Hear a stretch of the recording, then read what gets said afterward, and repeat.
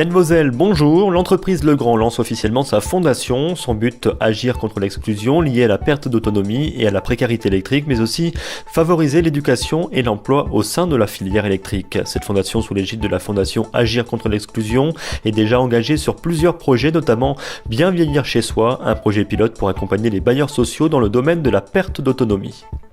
L'association Lim-Air a lancé hier une alerte de pollution de niveau 8 sur 10 pour la zone du Grand Guéret. Certaines personnes spécialement sensibles ont pu présenter des irritations oculaires, nasales ou respiratoires liées au dioxyde d'azote et aux particules fines en suspension.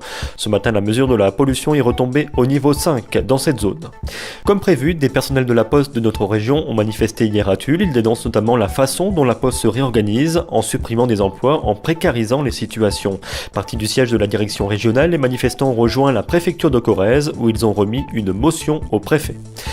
À Limoges, l'adolescent multirécidiviste de 14 ans fait encore parler de lui. Une nouvelle fois, il a été interpellé par la police dans la métropole limousine. Cela s'est passé hier au jardin d'Orsay. Cet adolescent ultra-violent était en fugue depuis le 6 mars où il s'est échappé de son foyer d'accueil du Val-de-Marne. Le Limoges CSP n'est pas à vendre, a déclaré hier le président du conseil de surveillance du club. Jean-Léonard Picot a même ajouté qu'aucune estimation de la valeur du CSP Élite n'a été faite ni demandée. Ces propos font suite à la une du Populaire du Centre d'hier, sur laquelle on apprend que l'ancien capitaine du Limoges CSP, Yann Bonato, se dit candidat pour une éventuelle reprise du club limougeaud.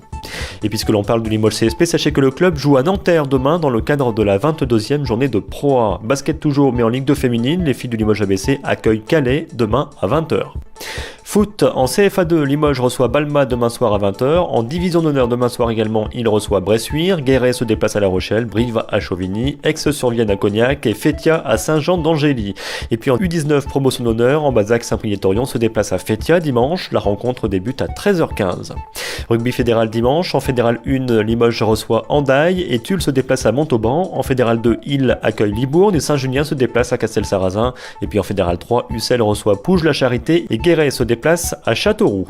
À Ambazac, dimanche, une randonnée est organisée. Le départ est à 13h15 pour une marche de 12 km sur l'après-midi. Les chaussures de randonnée sont obligatoires. Le tarif est de 3 € et pour plus d'informations, contactez le 06 61 93 71 97 ou l'Office de tourisme Mont-d'Ambazac et Val-du-Thorion au 05 55 56 70 70. Quelle évolution du temps pour votre week-end? Eh bien, toujours un plein soleil et un ciel bleu quasi sans nuages ce vendredi après-midi et demain matin. En revanche, les nuages reviennent demain après-midi, mais les éclaircies domineront. Et puis dimanche, des nuages encore présents le matin, mais le ciel se dégage dès la mi-journée et le plein soleil revient. Les températures, ça va baisser. Après 18 à 19 degrés cet après-midi, vous aurez 10 degrés ce soir, 9 degrés demain matin, 14 seulement demain après-midi à Ambazac, les Billanges et Châtelules-Marchais. Et puis dimanche, ça baisse encore le matin avec 5 degrés au meilleur de la matinée et puis jusqu'à 14 degrés l'après-midi. C'est la fin de ce flash. Merci de l'avoir suivi. À bientôt sur Radio Open FM.